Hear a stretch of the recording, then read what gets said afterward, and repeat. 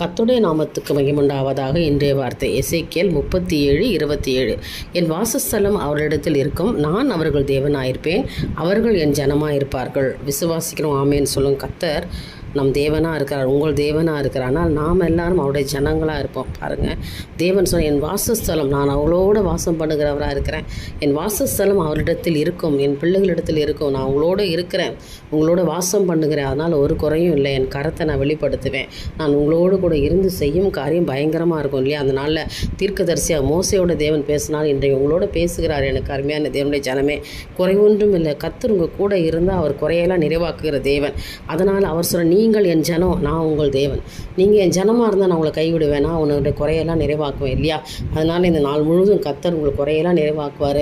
நீங்கள் அவருடைய பிள்ளைகளாக வாழுங்க, தேவனுக்கு விருப்பமான வழிகளில் கடந்து போங்க, விருப்பம் இல்லாத காரியத்தை செய்யாதீங்க, தினந்தோறும் வேத வாசிங்க, ஜெபம் பண்ணுங்க, நாள் முழுவதும் ஆண்டவரை நோக்கி பாருங்கள். கர்த்தர் உங்கள் தேவனாக இருப்பார், நீங்கள் அவர் ஜனமாக இருப்பீங்க. என் தேவனுக்கே மகிமை உண்டாகட்டும். ஆமென்.